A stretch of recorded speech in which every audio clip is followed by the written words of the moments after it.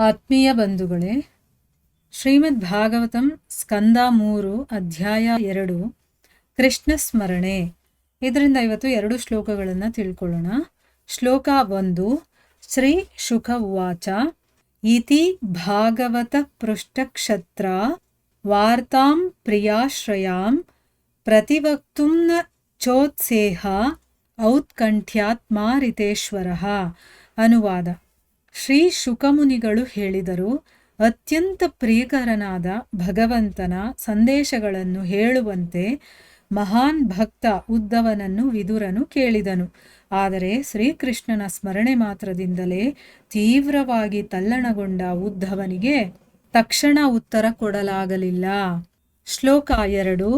ಯಃ ಪಂಚಹಾಯನೋ ಮಾತ್ರ ಪ್ರಾತರಾಶಾಯ ಯಾಚಿತಃ ತನ್ಮೈ ಛದ್ರಚಯನ್ ಯಸ್ಯ ಸಪರ್ಯಾಂ ಬಾಲಲೀಲಯ. ಅನುವಾದ.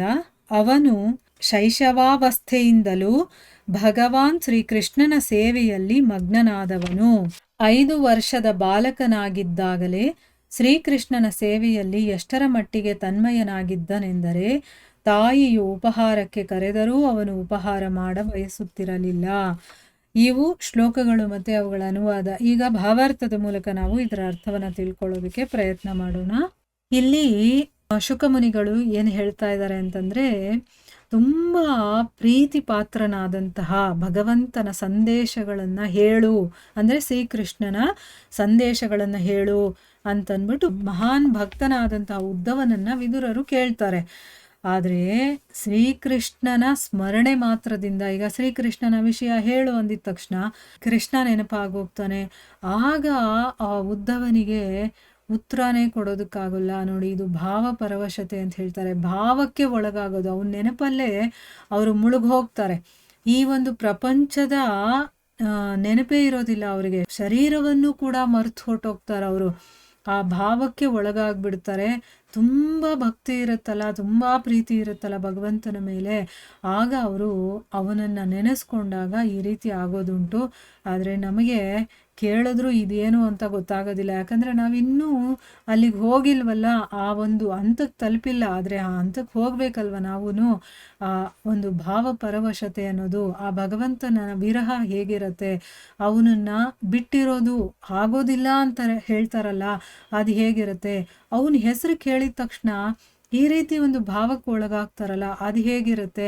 ಮತ್ತು ಅವ್ನ ನೆನಪಾಗಿದ ತಕ್ಷಣ ಕಣ್ಣುಗಳಲ್ಲಿ ಧಾರಾಕಾರವಾಗಿ ನೀರು ಸುರಿಯುತ್ತಲ್ಲ, ಅದು ಹೇಗಿರುತ್ತೆ. ಮತ್ತು ಭಗವಂತನ ಲೀಲೆಗಳನ್ನು ಕೇಳ್ತಾ ಇರಬೇಕಾದ್ರೆ ಅದರಲ್ಲಿ ಒಂದು ಆನಂದವನ್ನು ಪಡಿತಾರೆ. ಆ ಸಂತೋಷಕ್ಕೆ ಕಣ್ಣೀರು ಬರುತ್ತಲ್ಲ, ಅದು ಹೇಗಿರುತ್ತೆ. ಇದನ್ನೆಲ್ಲ ನಾವು ಅನುಭವಿಸ್ಬೇಕಲ್ವ. ನನಗಂತೂ ಆಸೆ ಇದೆ, ನಿಮಗೂ ಆಸೆ ಇದೆ ಅಂತ ತಿಳ್ಕೊಳ್ತೀನಿ. ಇಲ್ಲಾಂದರೆ ನೀವೆಲ್ಲ ಭಾಗವತ ಕೇಳ್ತಾನೆ ಇರಲಿಲ್ಲ ಅಲ್ವಾ. ಸೊ ನಾವೆಲ್ಲನೂ ಕೂಡ ಆ ಒಂದು ಆನಂದವನ್ನು, ಆ ಒಂದು ಭಾವನೆ ಹೇಗಿರುತ್ತೆ ಅನ್ನೋದನ್ನು ಸವಿಬೇಕು. ಅದಕ್ಕೋಸ್ಕರ ನಾವು ಈ ಕೃಷ್ಣ ಸ್ಮರಣೆಯನ್ನು ತುಂಬಾ ಗಮನವಿಟ್ಟು ತುಂಬ ಪ್ರೀತಿಯಿಂದ ಭಗವಂತನ ವಿಚಾರಗಳನ್ನು ಹೇಳ್ತಾ ಇದ್ದಾರೆ. ಅದನ್ನೆಲ್ಲ ನಾವು ಮನಸ್ಸಿಟ್ಟು ಕೇಳೋಣ ಅಂತ ಹೇಳ್ತಾ, ಇಲ್ಲಿ ಏನು ಹೇಳ್ತಾ ಇದ್ದಾರೆ ಅಂತಂದರೆ, ಅವನ ಸ್ಮರಣೆ ಮಾಡ್ಕೊಂಡಿದ್ದ ತಕ್ಷಣ ಮಾತೇ ಹೊರಡಲಿಲ್ಲ. ತಕ್ಷಣಕ್ಕೆ ಅವ್ರು ಸುಮ್ಮನೆ ಆಗಿಬಿಡ್ತಾರೆ, ಅಂದರೆ ಆ ಒಂದು ಭಾವಕ್ಕೆ ಹೊರಟೋಗ್ತಾರೆ ಅವರು. ಮುಂದಿನ ಶ್ಲೋಕದಲ್ಲಿ ಏನು ಹೇಳ್ತಾ ಇದ್ದಾರೆ ಅಂತಂದರೆ, ಉದ್ಧವ ಶೈಶಾವಸ್ಥೆಯಲ್ಲಿ, ಅಂದರೆ ಚಿಕ್ಕ ಹುಡುಗ ಆಗಿರ್ತಾನಲ್ಲ, ಆವಾಗ್ಲಿಂದನೂ ಕೂಡ ಕೃಷ್ಣನ ಸೇವೆಯಲ್ಲಿ ಅವನು ಮಗ್ನನಾಗಿದ್ದ. ಅಂದರೆ 5 ವರ್ಷದ ಹುಡುಗ ಆಗಿದ್ನಲ್ಲ, ಆಗಲೇ ಅವನು ಕೃಷ್ಣನ ಸೇವೆಯಲ್ಲಿ ಎಷ್ಟರ ಮಟ್ಟಿಗೆ ತನ್ನನ್ನು ತಾನು ತೊಡಗಿಸ್ಕೊಳ್ತಾ ಇದ್ದ ಅಂದರೆ ಅಷ್ಟು ತನ್ಮಯತೆ. ಆ ಭಗವಂತನ ಸೇವೆ ಮಾಡೋದ್ರಲ್ಲೇ ಅವನು ಮುಳುಗೋಗ್ತಾ ಇದ್ದ. ಅವನಿಗೆ ಊಟ, ನಿದ್ದೆ, ಬೇರೆ ಯಾವುದ್ರ ಕಡೆನೂ ಗಮನ ಇರ್ತಾ ಇರಲಿಲ್ಲ. ತಾಯಿ ಊಟಕ್ಕೆ ಬಾ ಅಂತ ಕರೆದ್ರೂ ಕೂಡ ಅವನು ಊಟ ಮಾಡೋದಕ್ಕೆ ಇಷ್ಟಪಡ್ತಾ ಇರಲಿಲ್ಲ. ಈಗ ನಮಗಿಷ್ಟ ಆಗಿರುವಂಥ ಕೆಲಸ ಮಾಡಬೇಕಾದ್ರೆ, ಅಥವಾ ನಮ್ಮ ಇಷ್ಟ ಆಗಿರೋರ ಜೊತೆ ನಾವಿದ್ದಾಗ ನಮಗೇನನ್ಸುತ್ತೆ ಹೇಳಿ, ಅವ್ರನ್ನ ಬಿಟ್ಟು ಹೋಗೋದಕ್ಕೆ ಇಷ್ಟ ಆಗಲ್ಲ. ಅವ್ರ ಮಾತನ್ನು ಕೇಳಿಸ್ಕೊಳ್ತಾನೆ ಇರಬೇಕು ಅನಿಸುತ್ತೆ. ಅವಾಗ ನಮಗೆ ಹೊಟ್ಟೆ ಹಸುವು ಗೊತ್ತಾಗಲ್ಲ, ನಿದ್ದೆ ಮಾಡಬೇಕು ಅನ್ನೋದು ಗೊತ್ತಾಗಲ್ಲ, ಟೈಮ್ ಹೋಗಿದ್ದು ಗೊತ್ತಾಗೋದಿಲ್ಲ ಅಲ್ವಾ. ಇನ್ನೂ ಅವ್ರ ಜೊತೆ ಇರಬೇಕು ಅಂತ ಅನಿಸುತ್ತಲ್ಲ. ಸಾಮಾನ್ಯವಾದಂತಹ ಈ ಐಹಿಕದಲ್ಲೇ ಆ ರೀತಿಯ ಒಂದು ಭಾವ ಇದೆ. ಆ ಒಂದು ಅನುಭವ ನಮಗಾಗುತ್ತೆ ಅಂತಂದಾಗ ಇನ್ನು ಭಗವಂತ ಸಚ್ಚಿದಾನಂದ ವಿಗ್ರಹ ಅವನ ಒಂದು ಪ್ರೀತಿಯಲ್ಲಿ ಆ ಒಂದು ಭಾವ ಹೇಗಿರ್ಬೋದು ಅನ್ನೋದು ಎಷ್ಟು ಚೆನ್ನಾಗಿರುತ್ತೆ. ಇಲ್ಲಿ ಅವನು ಉದ್ದವ ಚಿಕ್ಕ ಹುಡುಗ ಆಗಿದ್ದಾಗ್ಲಿಂದ ಭಗವಂತನ ಸೇವೆಯಲ್ಲಿ ತೊಡಗಿರ್ತಾ ಇದ್ದ ನೋಡಿ. ಇಲ್ಲಿಂದ ನಾವು ತಿಳ್ಕೋಬಹುದು ಏನು ಅಂತಂದರೆ ಅದಕ್ಕೆ ವಯಸ್ಸಿನ ಮಿತಿ ಇಲ್ಲ, ಭಕ್ತಿ ಅನ್ನೋದಕ್ಕೆ ವಯಸ್ಸಿನ ಮಿತಿ ಇಲ್ಲ, ಪ್ರೀತಿ ಅನ್ನೋದಕ್ಕೆ ವಯಸ್ಸಿನ ಮಿತಿ ಇಲ್ಲ, ಯಾರು ಬೇಕಾದರೂ ಮಾಡಬಹುದು ಅನ್ನೋದನ್ನ. ಅಲ್ಲಿ ಅವನಿಗೇನು ಪಾಂಡಿತ್ಯ ಇದೆಯಾ, ಒಂದು ಮಗು 5 ವರ್ಷದ ಮಗು, ಅದಕ್ಕೇನಾದರೂ ಪಾಂಡಿತ್ಯ ಇದೆಯಾ, ಅದೇನಾದರೂ ಧರ್ಮಗ್ರಂಥಗಳನ್ನು ತಿಳ್ಕೊಂಡಿದೆಯಾ, ಇಲ್ಲ, ಅದು ಸಹಜವಾಗಿ ತಂತಾನಾಗಿ ಅವನಿಗೆ ಬಂದಿದೆ.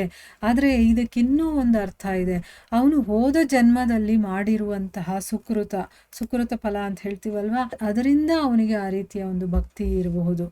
ಈ ರೀತಿ ನಾವು ಭಗವಂತನ ಸೇವೆಯಲ್ಲಿ ತೊಡಗಬಹುದು. ನಾವು ನಮ್ಮ ಮನೆ ಕೆಲಸಗಳನ್ನು ಮಾಡಿಕೊಂಡೇ ಆ ಭಗವಂತನ ಸೇವೆ ಹೇಗೆ ಮಾಡೋದು ಅನ್ನೋದನ್ನು ಕೂಡ ನಾವು ತಿಳ್ಕೊಬೋದು. ಈಗ ನಾವು ಎಲ್ಲೂ ಹೊರಗಡೆ ಹೋಗಬೇಕಾಗಿಲ್ಲ, ಇಲ್ಲ ಅದಕ್ಕೋಸ್ಕರ ನಾವೇನೋ ಒಂದು ಸನ್ಯಾಸತ್ವವನ್ನು ತಗೋಬೇಕು ಅಂತ ಏನೂ ಇಲ್ಲ. ನಾವು ಮಾಡ್ತಾ ಇರುವಂಥ ದಿನನಿತ್ಯದ ಕೆಲಸಗಳನ್ನೇ ಆ ಭಗವಂತನನ್ನು ಸೆಂಟ್ರಲ್ ಇಟ್ಕೊಂಡು ಅಂತಂದರೆ ವಿಗ್ರಹ ತಂದು ನಮ್ಮ ಮುಂದೆ ಇಟ್ಕೋಬೇಕು ಅಂತಲ್ಲ ಅರ್ಥ. ಮನಸ್ಸಿನಲ್ಲಿ ನಮಗೆ ಭಗವಂತ ಇರಬೇಕು. ನಾನು ಏನೇ ಕೆಲಸ ಮಾಡ್ತಾ ಇದ್ರು ನೋಡಿ, ಒಂದು ಎಕ್ಸಾಂಪಲ್ ಹೇಳ್ತೀನಿ. ಇವಾಗ ನಮ್ಮ ಮನೆಯಲ್ಲಿ ಯಾವ ಮೂಲೆಗಾದರೂ ಹೋಗಲಿ, ನಮಗೆ ಭಗವಂತ ಕಾಣಬೇಕು ಅಂತಂದ್ರೇನು, ನಮ್ಮ ಮನಸ್ಸಲ್ಲಿ ಆ ಭಾವನೆ ಬರಬೇಕು. ಈಗ ದೇವರ ಮನೇಲಿ ಕೂತಿರ್ತೀವಿ, ಭಗವಂತ ಏನಾದರೂ ಇದ್ದಾನ, ಇಲ್ಲ ಅವನ ಫೋಟೋ ಇದೆ, ಅದಕ್ಕೋಸ್ಕರ ನಮಗೆ ಭಕ್ತಿ ಬರುತ್ತೆ. ಅಥವಾ ಅವನಿಗೇನೋ ಒಂದು ಸೇವೆ ಮಾಡಬೇಕು, ನೈವೇದ್ಯ ಮಾಡಬೇಕು ಅಂತೆಲ್ಲ ಮಾಡ್ತೀವಿ. ಈಗ ನಾವು ಪಾತ್ರೆ ತೊಳಿತಾ ಇರ್ತೀವಿ, ಆವಾಗ ಹೇಗೆ ಭಗವಂತನನ್ನು ಅಲ್ಲಿ ಸೆಂಟ್ರ್ ಮಾಡ್ಕೊಳ್ಳೋದು ಅಂದರೆ, ಆ ಪಾತ್ರೆ ತೊಳಿತಾ ನಮ್ಮ ಕೈ ಕೆಲಸ ಮಾಡ್ತಾ ಇರುತ್ತಲ್ವಾ, ಮನಸ್ಸಿನ ಒಳಗಡೆ ನಾವು ಯೋಚನೆ ಅಂದರೆ ನಾವು ಮನಸ್ಸಿನ ಒಳಗಡೆ ನಮ್ಮ ಭಾವ ಹೇಗಿರಬೇಕು ಅಂತಂದರೆ, ಈ ಒಂದು ಪಾತ್ರೆಯಲ್ಲಿರುವಂಥ ಗಲೀಜನ್ನು ನೀರು ಹೇಗೆ ಕ್ಲೀನ್ ಮಾಡುತ್ತೋ ಅದೇ ರೀತಿ ಗಂಗೆಗೆ ಹೋಲಿಸಿದಾರಲ್ವಾ ಭಗವದ್ಗೀತೆಯನ್ನ, ಆ ನೀರು, ಆ ಪವಿತ್ರವಾದಂತಹ ಭಗವದ್ಗೀತೆ ನಮ್ಮನ್ನ ಹೇಗೆ ಕ್ಲೀನ್ ಮಾಡುತ್ತೆ ಅದರ ಬಗ್ಗೆ ಎಲ್ಲ ನಾವು ಭಗವದ್ಗೀತೆಯಲ್ಲಿ ಕೇಳ್ತಾ ಇದ್ದೀವಿ, ಆಲ್ರೆಡಿ ಕೇಳಿದ್ದೀವಲ್ವಾ. ಅದರಲ್ಲಿ ಹೇಳಿದ್ದಾರೆ ತಾನೆ, ಭಗವದ್ಗೀತೆಯನ್ನು ಓದ್ತಾ ಇದ್ದಾಗ ಹೇಗೆ ಗಂಗೆ ನಮ್ಮನ್ನು ಪವಿತ್ರ ಮಾಡ್ತಾಳೋ ಹಾಗೆ ಆ ಭಗವದ್ಗೀತೆ ನಮ್ಮನ್ನು ಒಳಗಡೆಯಿಂದ ಪವಿತ್ರ ಮಾಡುತ್ತೆ ಅಂತ. ಅದನ್ನು ಅಲ್ಲಿ ನೆನಪಿಸ್ಕೊಳ್ಬೇಕು. ಅಲ್ಲಿ ನೆನಪಿಸ್ಕೊಂಡ್ರೆ ಆಯಿತು, ಅಲ್ಲಿ ಕೃಷ್ಣನ ನೆನಪಿಸ್ಕೊಂಡಂಗೆ ಲೆಕ್ಕ. ಅಡುಗೆ ಮಾಡಬೇಕಾದ್ರೂ ಅಷ್ಟೇ, ಅಡುಗೆನಲ್ಲಿ ನಾವು ಉಪಯೋಗಿಸುವಂಥ ಒಂದೊಂದು ಪದಾರ್ಥ ನಾವು ಹಾಕ್ತಾ ಇರ್ತೀವಲ್ವಾ, ಅದೆಲ್ಲ ಅಡುಗೆಯ ರೂಪದಲ್ಲಿ, ಅಡುಗೆ ಆದಮೇಲೆ ನಾವು ಊಟ ಮಾಡ್ತೀವಲ್ವಾ, ಆಗ ನಮ್ಗೆ ಎನರ್ಜಿ ಆಗಿ ಅದು ಕನ್ವರ್ಟ್ ಆಗುತ್ತೆ. ನಮ್ಮ ದೇಹಕ್ಕೆ ಬೇಕಾಗಿರುವಂಥ ಪೋಷಕಾಂಶಗಳು ಮತ್ತು ಅದೆಲ್ಲ ಸೇರಿ ನಮಗೆ ಶಕ್ತಿಯನ್ನು ಕೊಡುತ್ತಲ್ಲ. ಅಂದರೆ ಅನ್ನ ಬ್ರಹ್ಮ ಅಂತ ಹೇಳ್ತಾರೆ. ಆ ಭಗವಂತನೇ ಈ ಅನ್ನದಲ್ಲಿ ಎನರ್ಜಿ ರೂಪದಲ್ಲಿ ನಮ್ಮ ಒಳಗಡೆ ಹೋಗ್ತಾನೆ. ಅಂದರೆ ಆ ಎನರ್ಜಿಯಾಗಿ ನಾವು ಆ ಭಗವಂತನನ್ನೇ ಸೇವಿಸ್ತೀವಿ. ಆಮೇಲೆ ಅದನ್ನು ಮಾಡ್ತಾ ಇರೋದು ಭಗವಂತನಿಗೋಸ್ಕರ. ಯಾಕಂದರೆ ನಮ್ಮ ಒಳಗಡೆ ಭಗವಂತ ಇದ್ದಾನಲ್ವಾ, ನಮ್ಮ ಹೃದಯದಲ್ಲಿ ಭಗವಂತ ಕೂತಿದ್ದಾನಲ್ವಾ. ಈ ಶರೀರ ಇರಬೇಕು ಅಂತಂದರೆ ನಮ್ಗೆ ಊಟ ಬೇಕಲ್ವಾ, ಅದರ ಮೂಲಕ ನಾವು ಭಗವಂತನನ್ನು ನೆನಪಿಸ್ಕೋಬೋದು. ಏನಾದರೂ ನೀವು ಕೆಲಸ ಮಾಡ್ತಾಯಿರಿ, ಈಗ ಹೊಸಲು ಕ್ಲೀನ್ ಮಾಡ್ತಾ ಇರ್ತೀರಾ, ಒರೆಸ್ತಾ ಇರ್ತೀರಾ, ರಂಗೋಲೆ ಇಡ್ತೀರಾ, ಪೂಜೆ ಮಾಡ್ತೀರಾ, ಆಗ ನರಸಿಂಹ ದೇವರನ್ನು ನೆನಪಿಸ್ಕೊಳ್ಬೇಕು. ಯಾಕಂದರೆ ಆ ಹೊಸಲು ಅಂದರೆ ಆ ಹಿರಣ್ಯಕಶಿಪು ಒಳಗಡೆನೂ ಇರಬಾರ್ದು, ಹೊರಗಡೆನೂ ಇರಬಾರ್ದು, ಅಂಥ ಜಾಗದಲ್ಲಿ ನನ್ನನ್ನು ನೀನು ಕೊಲ್ಬೋದು ಅಂತ ಹೇಳಿದಾಗ ಹೊಸಲನ್ನು ಅವನು ಆರಿಸ್ಕೊಳ್ತಾನೆ. ಅದಕ್ಕೆ ನಾವು ಅಲ್ಲಿ ಪೂಜೆ ಮಾಡೋದು. ಯಾಕೆ? ನರಸಿಂಹ ದೇವರು ಅಲ್ಲಿ ಕೂತ್ಕೊಂಡಂತಹ ಒಂದು ಸ್ಥಳ ಅದು, ಅವನು ಅಲ್ಲಿ ನಿವಾಸ ಮಾಡ್ತಾನೆ. ಅದಕ್ಕೋಸ್ಕರ ಅದನ್ನು ಅಲ್ಲಿ ನೆನಪಿಸ್ಕೊಳ್ಬೇಕು ನಾವು. ಭಗವಂತನ ಅವತಾರ ಅದು ಒಂದು ಅಲ್ವಾ. ಈ ರೀತಿ ನಾವು ಒಂದೊಂದರಲ್ಲೂ ನಾವು ಭಗವಂತನನ್ನು ಕಾಣ್ಬೋದು, ನೆನಪಿಸ್ಕೊಳ್ಬೋದು. ಅಲ್ಲಿ ಭಗವಂತನನ್ನು ನಮ್ಮ ಸೆಂಟ್ರಾಗಿಟ್ಕೊಂಡು ನಾವೆಲ್ಲ ಕೆಲಸಗಳನ್ನು ಮಾಡ್ತಾ ಇರಬೇಕು. ಆಗ ನೋಡಿ, ಅದೇ ಕೆಲಸವಾಗಿ ನೀವು ಕೂತ್ಕೊಂಡು ಜಪ ಮಾಡಬೇಕು ಅಂತಿಲ್ಲ, ನೀವು ನೋಡಿದ್ದ ಕಡೆ ಎಲ್ಲ ನಿಮಗೆ ಭಗವಂತ ಕಾಣಿಸ್ತಾ ಇರ್ತಾನೆ. ಭಗವಂತನನ್ನು ಕಾಣೋದು ಅಂತಂದ್ರೆ ಏನು, ಮುಂದೆ ಬಂದು ನಿಂತ್ಕೊಂಡ್ಬಿಡೋದಿಲ್ಲ. ನಾವು ಪ್ರತಿಯೊಂದು ವಸ್ತುವಿನಲ್ಲೂ ಕೂಡ ಅವನ ಇರುವಿಕೆ ಯಾವುದೋ ಒಂದು ರೂಪದಲ್ಲಿ ಅವನಲ್ಲಿದ್ದಾನೆ. ಈಗ ಇಲ್ಲಿ ಭಾಗವತವನ್ನು ಕೇಳ್ತಾ ಇದ್ದೀವಿ, ವಾಣಿಯ ಮೂಲಕ ಶಬ್ದ ರೂಪದಲ್ಲಿದ್ದಾನೆ. ನಾನಿಲ್ಲಿ ಓದ್ತಾ ಇದ್ದೀನಿ, ಗ್ರಂಥದ ರೂಪದಲ್ಲಿದ್ದಾನೆ ಅಲ್ವಾ. ಈ ರೀತಿ ನಾವು ಅರ್ಥ ಮಾಡ್ಕೋಬೇಕು. ಸೊ ಈಗ ಭಾವಾರ್ಥದಲ್ಲಿ ಗುರುಗಳು ಏನು ಹೇಳಿದ್ದಾರೆ ಅಂತ ನೋಡೋಣ. ಉದ್ಧವನು ಹುಟ್ಟಿದಾಗಿನಿಂದಲೇ ಭಗವಾನ್ ಶ್ರೀಕೃಷ್ಣನ ಸಹಜ ಭಕ್ತನಾಗಿದ್ದನು ಅಥವಾ ನಿತ್ಯ ಸಿದ್ಧನು ಎಂದರೆ ಮುಕ್ತಾತ್ಮನಾಗಿದ್ದನು. ಅವನು ಬಾಲ್ಯದಲ್ಲೂ ಸಹಜ ಪ್ರವೃತ್ತಿಯಿಂದಾಗಿ ಭಗವಾನ್ ಶ್ರೀಕೃಷ್ಣನ ಸೇವೆ ಮಾಡುತ್ತಿದ್ದನು. ಅವನು ಶ್ರೀಕೃಷ್ಣನ ರೂಪದ ಬೊಂಬೆಗಳೊಂದಿಗೆ ಆಟವಾಡುತ್ತಿದ್ದನು. ಬೊಂಬೆಗಳಿಗೆ ಉಡುಪು ತೊಡಿಸಿ ಊಟ ಮಾಡಿಸಿ ಅವುಗಳನ್ನು ಪೂಜಿಸುತ್ತಿದ್ದನು. ಹೀಗೆ ಅವನು ಸದಾ ದಿವ್ಯ ಸಾಕ್ಷಾತ್ಕಾರದ ಆಟಗಳಲ್ಲಿ ಮಗ್ನನಾಗಿರುತ್ತಿದ್ದನು. ಇವು ಶಾಶ್ವತ ಮುಕ್ತನ ಲಕ್ಷಣಗಳು. ಶಾಶ್ವತವಾಗಿ ಮುಕ್ತನಾದವನು ಭಗವಂತನನ್ನು ಎಂದಿಗೂ ಮರೆಯದ ಭಗವದ್ ಭಕ್ತನಾಗಿರುತ್ತಾನೆ. ಅಂದ್ರೆ ಇಲ್ಲಿ ಏನ್ ಹೇಳ್ತಾ ಇದ್ದಾರೆ ಅಂದ್ರೆ, ಉದ್ಧವ ಹುಟ್ಟದಾಗಿಂದಾನೇ ಭಗವಂತ ಶ್ರೀಕೃಷ್ಣನ ಸಹಜ ಭಕ್ತನಾಗಿದ್ದ. ಅವರು ನಿತ್ಯ ಮುಕ್ತರು ಅಂತಂದ್ರೆ ಯಾವಾಗ್ಲೂ ಮುಕ್ತತೆಯಲ್ಲಿರ್ತಾರೆ. ಅವ್ರು ಯಾವತ್ತೂ ಬದ್ಧರಾಗೋದಕ್ಕೆ ಸಾಧ್ಯನೇ ಇಲ್ಲ. ಅವ್ರು ಇಲ್ಲಿ ಬಂದರೂ ಕೂಡ ಭಗವಂತನ ಯಾವುದೋ ಒಂದು ಲೀಲೆಯಲ್ಲಿ ತಮ್ಮನ್ನ ತಾವು ತೊಡಗಿಸ್ಕೊಳ್ಳೋದಕ್ಕೆ, ಸೇವೆ ಮಾಡೋದಕ್ಕೋಸ್ಕರ ಬಂದಿರ್ತಾರೆ. ಅದಕ್ಕೋಸ್ಕರನೇ ನೋಡಿ ಅವರ ಸಹಜ ಗುಣ ಅದು. ಅಂದ್ರೆ ಅವರು ನಿತ್ಯ ಸಿದ್ಧರಾಗಿರೋದ್ರಿಂದ ಅವರು ಬಾಲ್ಯದಿಂದಾನೇ ಭಗವಂತನನ್ನ ಪೂಜಿಸ್ತಾ ಸೇವಿಸ್ತಾ ಬಂದ್ರು. ಅಂದ್ರೆ ಈಗ ಚಿಕ್ಕ ಮಕ್ಕಳು 5 ವರ್ಷದ ಮಗು ಏನ್ ಆಟ ಆಡುತ್ತೆ, ಏನಾದ್ರೂ ಬೊಂಬೆ ಇಟ್ಕೊಂಡು ಅಥವಾ ಟಾಯ್ಸ್ ಅಂತ ನಾವು ಹೇಳ್ತೀವಲ್ವ, ಈಗ ಕಾರು, ಗಂಡು ಮಗು ಆದ್ರೆ ಕಾರುಗಳು ಅಥವಾ ಬೈಕು, ಸೈಕಲ್ಲು ಇಂಥದ್ದು ಇಟ್ಕೊಂಡು ಆಡುತ್ತೆ. ಹೆಣ್ಮಗು ಆದ್ರೆ ಮನೆ ಕೆಲಸದ ಆಟ ಸಾಮಾನುಗಳಿರುತ್ತೆ, ಅಡಿಗೆ ಮಾಡೋದು ಅದು ಇದು ಅಂಥದ್ದು ಇಟ್ಕೊಂಡು ಆಡುತ್ತೆ, ಬೊಂಬೆಗಳನ್ನ ಇಟ್ಕೊಂಡು ಆಡ್ತಾರಲ್ಲ. ಆದ್ರೆ ಇಲ್ಲಿ ಉದ್ದವರು ಏನ್ ಮಾಡ್ತಾ ಇದ್ರು, ಚಿಕ್ಕದಾದಂತ ಭಗವಂತನ ವಿಗ್ರಹವನ್ನ ಇಟ್ಕೊಂಡು ಅದಕ್ಕೆ ಊಟ ಮಾಡಿಸೋದು ಮತ್ತೆ ಬಟ್ಟೆ ತೋಡ್ಸೋದು ಇದನ್ನೆಲ್ಲ ಮಾಡ್ತಾ ಇದ್ರು. ಅಂದ್ರೆ ಇದೆಲ್ಲ ದಿವ್ಯ ಸಾಕ್ಷಾತ್ಕಾರದ ಆಟ, ಅದರಲ್ಲೇ ಮಗ್ನರಾಗ್ತಾ ಇದ್ರು. ಅಂದ್ರೆ ಯಾರು ಮುಕ್ತರಾಗಿರ್ತಾರೋ ಅವರ ಲಕ್ಷಣ ಇದು. ಅವರು ಚಿಕ್ಕ ಮಗುನೇ ಆಗಿರ್ಲಿ ದೊಡ್ಡವರೇ ಆಗಿರ್ಲಿ, ಅವರು ಭಗವಂತನನ್ನ ಬಿಟ್ಟು ಬೇರೆ ಯಾವ ಕೆಲಸನೂ ಮಾಡೋದಿಲ್ಲ. ಶಾಶ್ವತವಾಗಿ ಮುಕ್ತರಾಗಿರುವಂಥವ್ರು ಭಗವಂತನನ್ನ ಯಾವತ್ತೂ ಮರೆಯೋದಿಲ್ಲ. ಈಗ ನಮಗೂ ಭಗವಂತ ಯಾರು ಏನು ಎಲ್ಲ ಗೊತ್ತಿದೆ, ನಮ್ಮ ಸ್ವರೂಪನೇ ಭಗವಂತನ ಸೇವೆ ಮಾಡೋದು ಅನ್ನೋದು ಗೊತ್ತಿದೆ. ಆದರೆ ನಾವು ಶಾಶ್ವತವಾಗಿ ಮುಕ್ತರಾಗಿರೋರಲ್ಲ, ನಾವು ಬದ್ಧತೆಗೆ ಒಳಗಾಗಿರುವಂಥವ್ರು ಅಲ್ವಾ. ಬದ್ಧಾತ್ಮರು ನಾವು, ಅವರು ಮುಕ್ತಾತ್ಮರು. ನಾವು ಕೂಡ ಮುಕ್ತರಾಗಬೇಕು. ಅದಕ್ಕೋಸ್ಕರ ಈ ಒಂದು ಸಾಧನೆಯಲ್ಲಿ ತೊಡಗಿದೀವಿ, ಆಯ್ತಾ. ಅವರು ಮುಕ್ತಾತ್ಮರಾಗಿರೋದ್ರಿಂದ ಭಗವಂತನನ್ನ ಯಾವತ್ತೂ ಮರೆಯೋದಿಲ್ಲ. ಮಾನವನ ಜೀವಿತವು ಭಗವಂತನೊಂದಿಗಿನ ನಮ್ಮ ಶಾಶ್ವತ ಸಂಬಂಧದ ಪುನರುಜ್ಜೀವನಕ್ಕಾಗಿಯೇ ಇದೆ. ಎಲ್ಲ ಧಾರ್ಮಿಕ ಆದೇಶಗಳು ಜೀವಿಯಲ್ಲಿನ ಈ ಸುಪ್ತ ಪ್ರವೃತ್ತಿಯನ್ನು ಜಾಗೃತಗೊಳಿಸುವ ಸಲುವಾಗಿಯೇ ಇವೆ.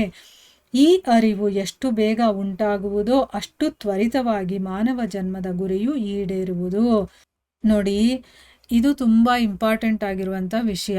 ಏನು ಅಂತಂದ್ರೆ, ಈ ಮನುಷ್ಯ ಜೀವನ ಅನ್ನೋದಿದೆಯಲ್ಲ, ಇದು ನಮಗೆ ಏನಕ್ಕೆ ಸಿಕ್ಕಿದೆ ಅಂತಂದ್ರೆ, ನಮ್ಮ ಭಗವಂತನ ಜೊತೆಗಿರುವಂಥ ಒಂದು ಶಾಶ್ವತವಾದಂಥ ಸಂಬಂಧ ಇದೆಯಲ್ಲ, ಅದನ್ನ ಮತ್ತೆ ಜಾಗೃತಗೊಳಿಸ್ಕೊಳ್ಳೋದಕ್ಕೆ ಅಥವಾ ಪುನರುಜ್ಜೀವನಗೊಳಿಸ್ಕೊಳ್ಳೋದಕ್ಕೆ. ಅಂದ್ರೆ ಏನು, ಸತ್ತೋಗಿದೆ, ಅದು ಮರ್ತೋಗಿದ್ದೀವಿ ನಾವು, ಅದನ್ನ ಮತ್ತೆ ಎಚ್ಚರಿಸ್ಬೇಕು ಅಥವಾ ಅದನ್ನ ಮತ್ತೆ ಜೀವಂತವಾಗಿಸ್ಬೇಕು. ಅದಕ್ಕೋಸ್ಕರ ಈ ಮನುಷ್ಯ ಜನ್ಮ ಕೊಟ್ಟಿರೋದು.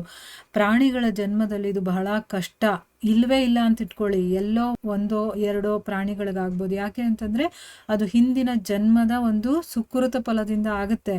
ಆದರೆ ಮನುಷ್ಯರು ಎಲ್ಲರೂ ಕೂಡ ಬೇಕಾದರೂ ಸಾಧನೆ ಮಾಡಿ ನಾವು ಶಾಶ್ವತರಾಗಬಹುದು. ನಮ್ಮ ಒಂದು ನಿಜವಾದ ಶಾಶ್ವತವಾದಂಥ ಸಂಬಂಧ ಇದೆ ಭಗವಂತನ ಜೊತೆ, ಅದನ್ನು ನಾವು ಮರ್ತು ಹೋಗಿದ್ದೀವಿ. ಅಂದರೆ ನಮ್ಮ ಸುಪ್ತದಲ್ಲಿ ಅಡಗಿದೆ ಅದು. ಅಂದರೆ ಏನು, ನಮ್ಮ ಒರಿಜಿನಾಲಿಟಿ ಏನೋ ಅದನ್ನು ನಾವು ಮರ್ತು ಹೋಗಿದ್ದೀವಿ. ನಾನು ಏನು ಅನ್ನೋದೇ ನಾವು ಮರ್ತು ಹೋಗಿದ್ದೀವಿ. ಆ ಸುಪ್ತದಲ್ಲಿ ಇರುವಂಥದ್ದನ್ನು ಜಾಗೃತಗೊಳಿಸ್ಬೇಕಿವಾಗ.